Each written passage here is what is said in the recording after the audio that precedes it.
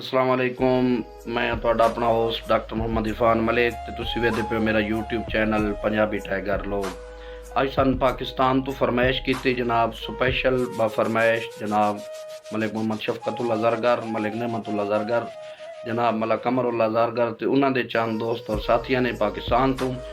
ਜਨਾਬ ਤੇਡੀ यार वफा ते शक है नहीं, असा आप वफा दे काबिल नहीं, ना सीने सांभ के रख सकूं तेरी शोख अदा दे काबिल नहीं।